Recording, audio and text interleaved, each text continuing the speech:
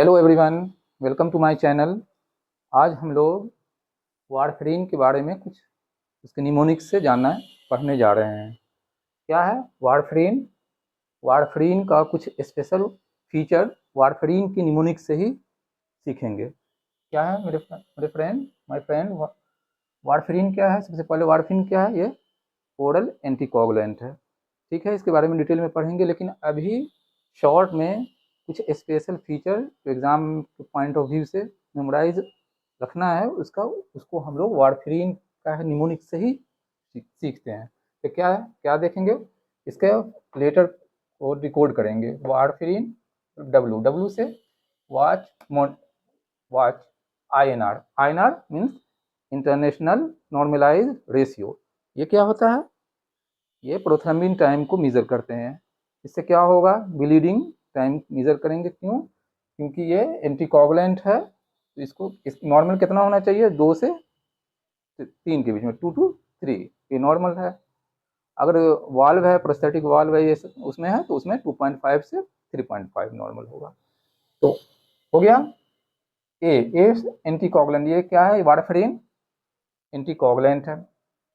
Are, are reduces, are क्या होगा? Reduces carboxylation of factor 2, 7, 9, 10। इसको हम लोग इसको भी निमोनिक से 27,910, 27,910 जो है ये क्लॉटिंग फैक्टर लीवर में इनएक्टिव यानी प्रो फॉर्म में बनता है, प्रो कोगुलेंट होता है। इसको कन्वर्शन के लिए एक्टिव होने के लिए, प्रो को एक्टिव होने के लिए कार्बोक्सिलेशन की जरूरत होती है। कार्बोक्सिलेशन वो कहाँ होगा? लीवर में। लीवर में होगा, कैसे होगा? उसको विटामिन के ऑक्साइड जो है वो कन्वर्ट होकर के विटामिन रिड्यूस्ड विटामिन के बनता है, और वो रिड्यूस्ड विटामिन के कार्बोक्सिलेशन करवाता है किसका? ये क्लॉटिंग फैक्टर 27,910, 2, 7, 9, 10। इसको कैसे याद रखेंगे? 27,910। इसको क्या फिर से देखेंगे क्या कराता है? ये कार्बोक्सिलेशन होगा तो ये एक्टिव होगा, प्रो से एक्टिव होगा। कहाँ होगा? लीवर में होगा। कैसे होगा? ये विटामिन के रिड्यूस्ड फॉर्म में। कैसे? उसको कौन सा एक एंजाइम है जो इसको विटामिन के इपॉक्साइड को रिड्यूस्ड करता है? विटामिन के जो है ये इपॉक्साइड फॉर्म में होता है। इसको एक एंजाइम जो है रिड्यूस्ड करता है विटामिन के रिड्यूस्ड फॉर्म में। H2 बोलते हैं, H2 विटामिन के मतलब हाइड्रोजन ऐड हो गया तो रिड्यूस्ड फॉर्म में, रिड्यूस्ड में। इसका कौन सा एंजाइम होगा ये आप आगे देखेंगे। Vitamin K epoxide reductase, vitamin K epoxide reductase, ये एंजाइम है। ये एंजाइम जो है इसको विटामिन के इपॉक्साइड को कन्वर्ट करता है रिड्यूस्ड फॉर्म में, और ये रिड्यूस्ड फॉर्म जो है ये कार्बोक्सिलेशन करवाएगा। कार्बोक्सिलेशन करवाता है किसका? क्लॉटिंग फैक्टर 27,910, और ये मतलब 2, 7, 9, 10। और ये अब जो है कोगुलेशन कास्केड में आएगा और फिर वो एक्टिव होगा, एक्टिवेट होगा कास्केड में, और वो कोगुलेशन के में पार्ट लेगा।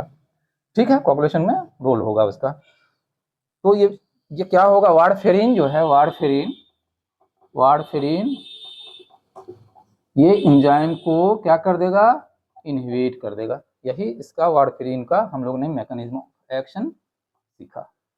चलिए, तो यहाँ पर हम लोग, तो ये क्या हो जाएगा? कार्बोक्सिलेशन हो जाएगा। आर से कार्बोक्सिलेशन क्या होगा? फैक्टर 27,910 का।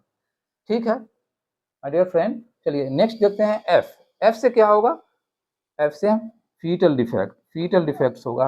ये टेराटोजेनिक है।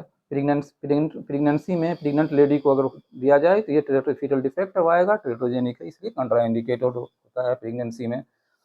अब देखते हैं ए फॉर एंटीडोट। इसका एंटीडोट क्या है? विटामिन के है। ये क्वेश्चन आएगा आपका न्यूमेरिकल, ये ऑब्जेक्टिव में, एमसीक्यू में आता ही है। क्या एंटीडोट क्या होगा वारफरीन का?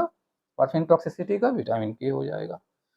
अगर इसको अपोजिट देखा जाए, इसके दूसरे तरफ देखा जाए, हेपरिन का क्या होता है? प्रोटामीन सल्फेट होता है उसका एंटीडोट। हेपरिन का एंटीडोट प्रोटामीन सल्फेट।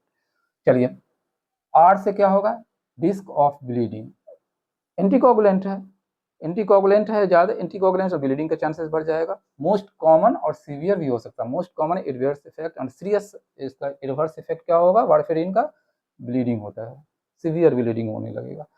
चलिए, इसीलिए जो है आईएनआर का मॉनिटरिंग करते हैं।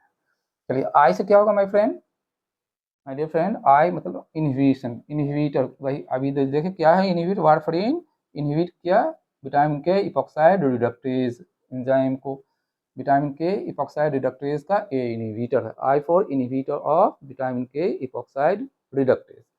नेक्स्ट क्या होगा my friends, N, N N आ गया, एन से नेक्रोसिस ऑफ स्किन, ये एक rare but serious side effect है, एडवर्स इफेक्ट है वारफरीन का। तो हम लोगों ने कुछ स्पेशल फीचर मेमोराइज करने के लिए वारफरीन का एटसिल उसी के वर्ड से कुछ स्पेशल फीचर को नोट किया याद करने के लिए। उम्मीद है कि आप लोगों को समझ में आया होगा, और अच्छा लगे तो शेयर करिए, दोस्तों को भी शेयर करिए, और चैनल को सब्सक्राइब करिए, लाइक करिए। Thank you.